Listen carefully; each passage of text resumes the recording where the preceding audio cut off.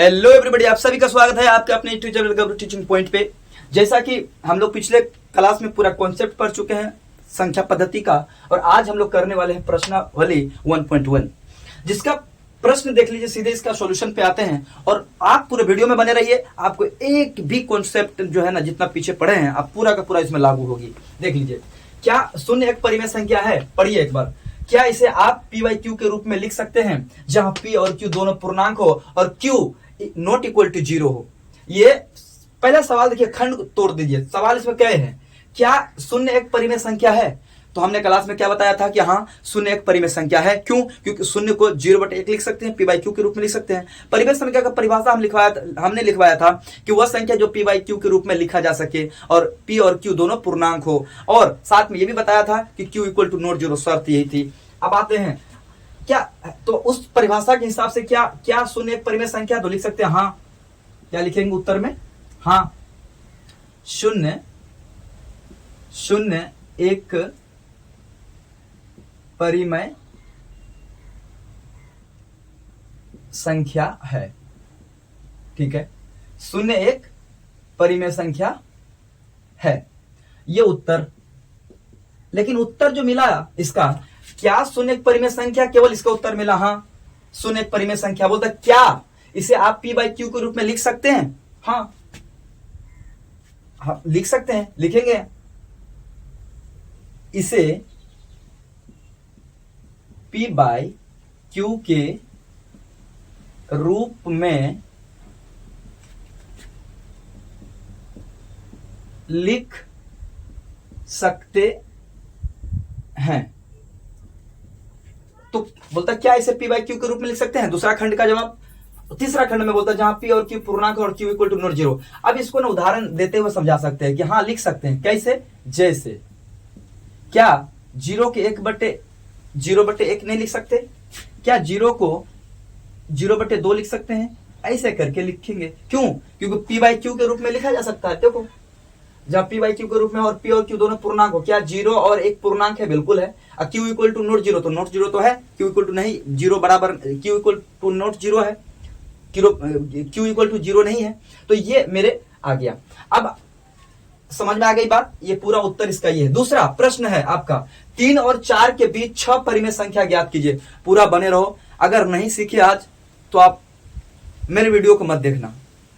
अगर सीख गए तो जरूर देखना और लोगों तक जरूर पहुंचाना। समझो, 3 और 4 आपने जो मेथड पढ़ा है बचपन से, उस मेथड से थोड़ा हट के बताएंगे। और ये मेथड आर एस अग्रवाल के किताबों में लिखा गया है। इसी मेथड को हम यहाँ पे अप्लाई करने का प्रयास कर रहे हैं। ओके, 3 और 4 के बीच 6 परिमेय संख्या ज्ञात कीजिए। कितना? 6। 3 और 4 के बीच, देखो समझने वाली बात यह है कि जितने बोले, कितना 3 और 4 के बीच में कितना परिमेय संख्या बोल रहा है? 6। 100 बोल सकता है, 1000 बोल सकता है, 10,000 बोल सकता है, 5 बोल सकता है, 7 बोल सकता है, 6 भी बोला है। तो ना, जहां जितना मांगे, जितना परिमेय संख्या मांग रहा है, कितना 6 मांग रहा है, तो उसको ना n मान लेंगे। उसको क्या मान लेंगे? n कितना मानेंगे? 6। ये मान लेना है। और साथ में ये जो 3 और 4 किसके बीच में? 3 और 4 के बीच में। तो 3 को तुम x मान लेना। 3 को क्या मान लेना है? x। और 4 को y मान लेंगे। 4 को क्या मानेंगे? y। तो क्या x बराबर 3, y बराबर 4, n बराबर 6। याद रखना, जितना मांगे, अगर मान लो कि 6 परिमेय संख्या ज्ञात करने बोलता तो 6 लिख दिए। अगर 7 बोलता तो n बराबर 7 मान लेते। अगर 20 मांगता तो n बराबर 20 मान लेते। राइट? उसी प्रकार यहां पे जो भी संख्या होती, 10 और 15 में बोलता, 50 और 25 में बोलता, कुछ नहीं बोलता, तो उसको पहले वाले को x मानते, दूसरे वाले को y मानते। एक फॉर्मूला याद रखना, ये आर एस अग्रवाल में लिखी गई फॉर्मूला है, उसी को हम यहाँ पे लिख रहे हैं। एक फॉर्मूला है d equal to y minus x upon n+1। ये फॉर्मूला है याद रखने वाली। d equal to y minus x बटे n+1, ये फॉर्मूला है। किसी तरह का फॉर्मूला है, निकालने का फॉर्मूला है, याद रखना है। तो क्या d बराबर हमको यहां निकाल लेना है मान। क्यों निकाल लेना है? कि y का मान तो हमें ऑलरेडी पता है, बोर्ड पर ध्यान दो। y बराबर 4 और x बराबर 3। तो क्या y बराबर 4 लिख सकते हैं और माइनस x बराबर कितना है जी? x बराबर 3 बटे n+1। n कितना लिखा गया है? 6। n बराबर 6 प्लस 1, तो क्या हो जाएगा, 4 में से 3 जाएगा 1 और 6 प्लस 1 7, तो कितना आ गया 1/7। ये d का मान कितना निकल गया, 1/7 निकल गई। ठीक है, अब देखिए, अब हमें कितना मांगा है, 6 मांगा है। बस याद रखना है, आ गए, जितना मांगेगा x प्लस डी, पहला अगर मांगेगा तो उसको x प्लस डी बोलेंगे, दूसरा मांगेगा तो क्या बोलेंगे, x प्लस 2d। ठीक है, तीसरा मांगेगा तो क्या बोलेंगे, x प्लस 3d। समझ में आ रही बात, जितना बोलेगा, पहला बोलेगा तो x प्लस डी करेंगे, दूसरा बोलेगा तो x प्लस 3d करेंगे, तीसरा बोलेगा तो x प्लस 3d। कितना तक जाएंगे, 6 तक जाएंगे। 6 मांग रहा है, x plus 4d, x plus 5d, x plus 6d।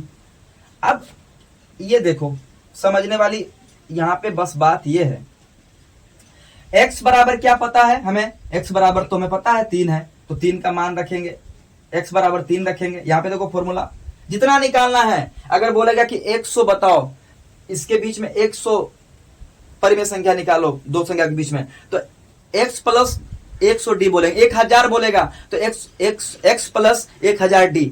इसी प्रकार हम देखो पैटर्न, देखो मैथ क्या है, पैटर्न है, पैटर्न को समझ लिए मैथ में तो जीवन धन्य है, यही समझना ही होता है। तो x प्लस डी, x का मान हमें पता है, बोर्ड पर देखो x बराबर 3 है, प्लस y बराबर कितना है, y बराबर 4 है, सॉरी d बराबर कितना है, ये 1/7 है।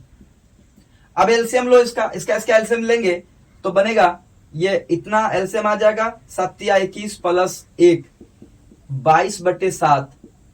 ठीक है, पहली संख्या निकल गई। दूसरी x बराबर में पता है 3 है, प्लस 2d, 2 इंटू डी कितना है 1/7, तो क्या 2/7 हो जाएगा, बिल्कुल होगी। अभी इसके एलसीएम लेंगे, 7 एलसीएम लेंगे, 7 या 21 प्लस ये 7 या 21 प्लस यहाँ पर 2, तो 23/7।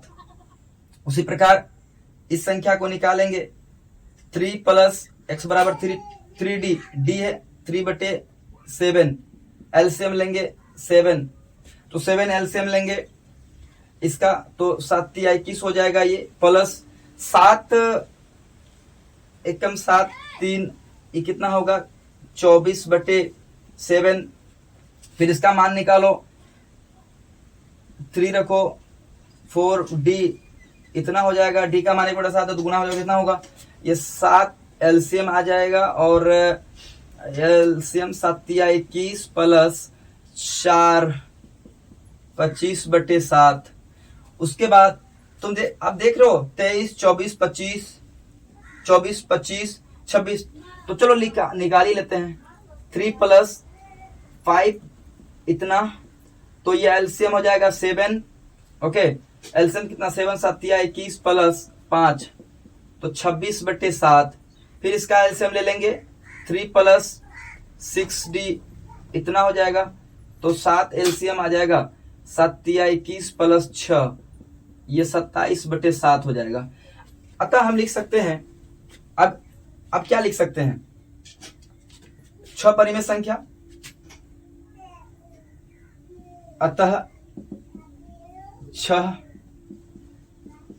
परिमेय संख्या बराबर लिख सकते हैं, पहला क्या निकाले 2/7, फिर दूसरा क्या निकाले 23/7, फिर तीसरा 24/7, 25/7, ठीक है 26/7 और 27/7।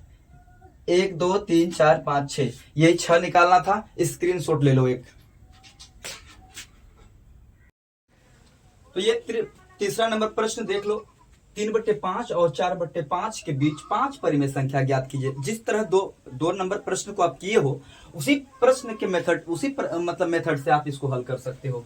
तो क्या करेंगे, जितना मांग रहा है, 5 परिमेय संख्या मांग रहा है, तो 5 n बराबर 5 मान लेंगे। n बराबर क्या मानेंगे, n बराबर 5 मान लेंगे, और x बराबर ये मान लेंगे।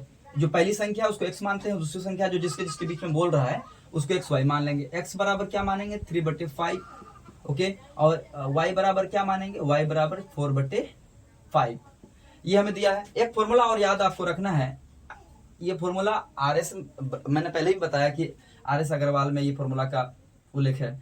तो आप क्या करोगे, y माइनस एक्स बटे n प्लस 1, यही होता है फॉर्मूला।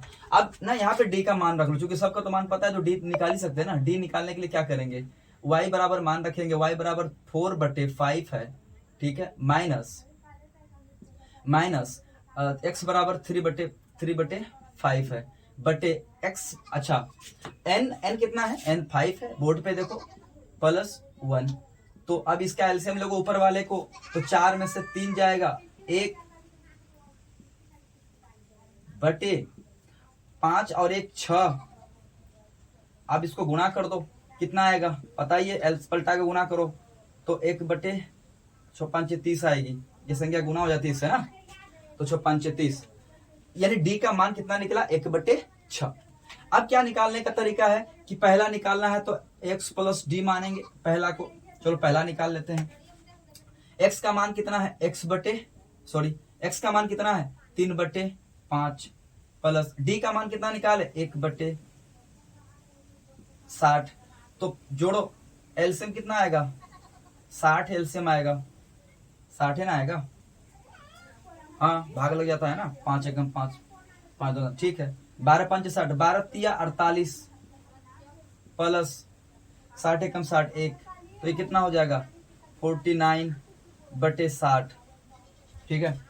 उसके बाद दूसरा निकालना होगा, तो क्या निकालना होगा, x प्लस 2d, x का मान कितना है 3/5 प्लस d का मान कितना है, तो d का मान अभी निकाले 1/60, 1/60 कितना हो जाएगा, सॉरी प्लस 2d, तो 1/60 है तो 2 बट्टे कितना हो जाएगा 60, फिर एलसीएम कितना 60 ही होगी, 12 5 60, 12 5 60, 12 तिया 48 प्लस 6, 60 एकम 60, तो 2 एकम 2, 8 2 10 का 0, 4 8 2 10 का 0, 4 1 5/60, काट के इसको ऐसा कर दो, चलो बाद में काट देना, ये रहने दो, 50/60 हुआ, ठीक है। उसी प्रकार x प्लस तीसरा निकालेंगे 3d हो जाएगा, x प्लस 3d,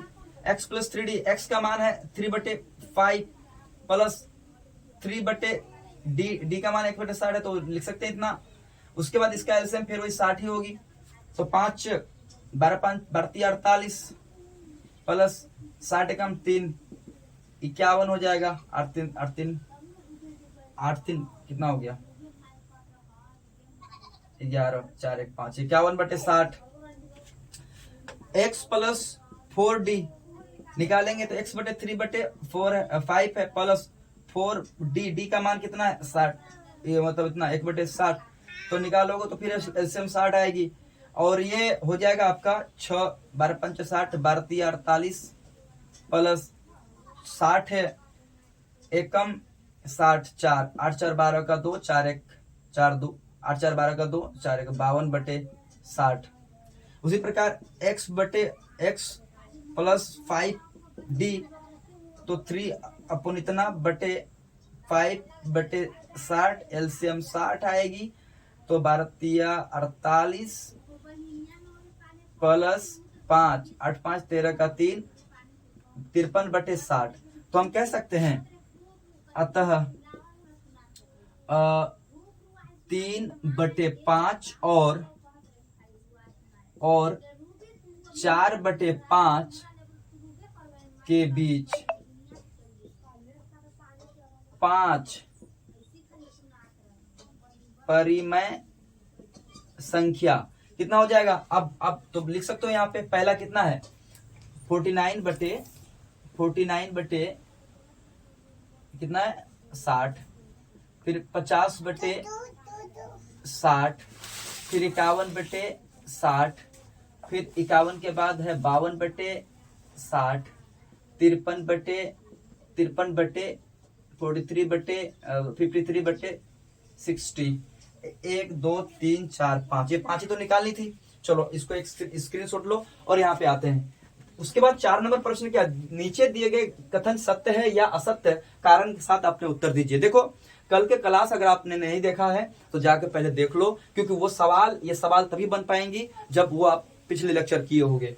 बोलता है कि प्रत्येक प्रकृत संख्या एक पूर्ण संख्या होती है। क्या होती है? प्रत्येक प्रकृत संख्या एक पूर्ण संख्या, तो हाँ होती है। आप ये कैसे जान पाओगे? आपको कल हमने उस दिन के क्लास में मैंने बताया था कि कैसे थैला का उदाहरण देते हुए बताया था, घर का उदाहरण देते हुए बताया था। प्रत्येक पूर्णांक संख्या एक पूर्ण संख्या होती है। पूर्णांक संख्या पूर्ण संख्या होगी नहीं, लेकिन पूर्ण संख्या पूर्णांक संख्या हो सकती है, तो नहीं, यहाँ पे लिखेंगे नहीं, असत्य सत्य में देना है। ये तो सत्य है, ये सत्य है, ठीक है, और ये क्या है? असत्य है, असत्य है। और बोलता प्रत्येक परिमेय संख्या एक पूर्ण संख्या हो सकती है, असत्य। कैसे पता है ना?